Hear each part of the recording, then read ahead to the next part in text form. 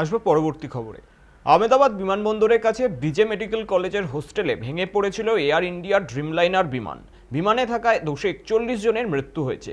যেখানে ভেঙে পড়েছে সেই চিকিৎসকের হোস্টেল ও তার চারপাশের বহু মানুষের মৃত্যু হয়েছে। দুর্ঘটনার জেরে সতর্কতা হিসাবে এবার একগুচ্ছ পদক্ষেপ নিল কলকাতা বিমানবন্দর কর্তৃপক্ষ। এদিকে আলোচনা শুরু হয়েছিল কলকাতা বিমানবন্দর সংলগ্ন এলাকার উঁচু বাড়িগুলিকে নিয়ে। সে ব্যাপারে এবার বড় সিদ্ধান্ত নিল কলকাতা পুরসভা। কলকাতা বিমানবন্দর সংলগ্ন এলাকার উঁচু বহুতলের অনুমতি এখনই দেওয়া হবে না। শুক্রবার জানিয়ে দিলেন রাজ্যের পুর ও নগরায়ণ মন্ত্রী তথা কলকাতা পুরসভার মেয়র ফিরহাদ হাকিম। 20 কিলোমিটারের মধ্যে সেখানে কোনো হাই রাইজ বাড়ি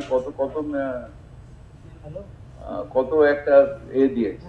আমি এখন ডিজি বিল্ডিং কে বলে দিয়েছি যে কোনো হাই রাইজ স্যাংশন এখন না দিতে, কোনো হাই রাইজ। আমাদের এখনো ওটা আসেনি, আসুক, আসলে আমরা দেখে নিয়ে সেই বেসিসে ব্যবস্থা নিই। সবাইকে বলা আছে যে কোনো হাই রাইজ এখন আর স্যাংশন দিও না। ওটা এখনো ওটা ওখানে ওরা প্রেস কনফারেন্স করেছে, কিন্তু এখনো আমাদের নোটিফিকেশনটা আসেনি। নোটিফিকেশন আসলে আমরা পড়ে নিয়ে তারপরে বড় হাইজ রাইজের ক্ষেত্রে অনেক সময় মিউনিসিপ্যালিটি দেয় না, সেগুলো পাঠিয়ে দেয় কেএমডি কেও বলা আছে।